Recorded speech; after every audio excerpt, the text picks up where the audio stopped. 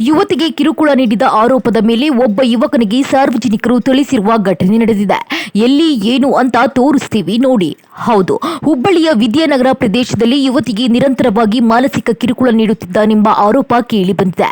Shiggavi ಫ್ಲಾಟ್ನಲ್ಲಿರುವ big boss ಸಲೂನ್ನಲ್ಲಿ ಕೆಲಸ ಮಾಡುತ್ತಿದ್ದ ಅನ್ಯ ಕೋಮಿನ ಯುವಕ ಯುವತಿಗೆ ಕಿರುಕುಳ ನೀಡುತ್ತಿದ್ದಾನೆಂಬುದು ತಿಳಿದು ಬಂದಿದೆ. ಇನ್ನು ಕಿರುಕುಳದಿಂದ ಬೇಸತ್ತ ಯುವತಿ ಈ ಬಗ್ಗೆ ತನ್ನ ಪೋಷಕರಿಗೆ ಮಾಹಿತಿ ನೀಡಿದ್ದು, ನಂತರ ಸ್ಥಳಕ್ಕೆ ಬಂದ ಪೋಷಕರು ಹಾಗೂ ಕೆಲವು ಸಂಘಟನೆಯವರು ಆರೋಪಿಗೆ ತಿಳಿಸಿರುವ ಘಟನೆ ನಡೆದಿದೆ. ಈ ವೇಳೆ ಸ್ಥಳದಲ್ಲಿ ಕೆಲ ಕಾಲ ಉದ್ವಿಗ್ನ ವಾತಾವರಣ ಕೂಡ ನಿರ್ಮಾಣವಾಗಿತ್ತು. ಇನ್ನು ಈ ಘಟನೆಯ ಬಗ್ಗೆ ಮಾಹಿತಿ ತಿಳಿದು ಸ್ಥಳಕ್ಕೆ ಭೇಟಿ ನೀಡಿದ ವಿದ್ಯಾನಗರ ಹಾಗೂ ಗೋಕುಲ ಠಾಣೆಯ ಪೊಲೀಸರು ಪರಿಸ್ಥಿತಿಯನ್ನ ನಿಯಂತ್ರಣಕ್ಕೆ ತಂದಿದ್ದಾರೆ. ಆರೋಪಿಯನ್ನ ವಶಕ್ಕೆ ಪಡೆದುಕೊಂಡಿದ್ದಾರೆ. ಇನ್ನು ಘಟನೆ ಕುರಿತು ಮಾಹಿತಿ ತಿಳಿದು ಶಾಸಕ ಮಹೇಶ್ ತೆಂಗಿನಕಾಯಿ ಸ್ಥಳಕ್ಕೆ ಭೇಟಿ ನೀಡಿ ಮಾಹಿತಿ ಪಡೆದರು.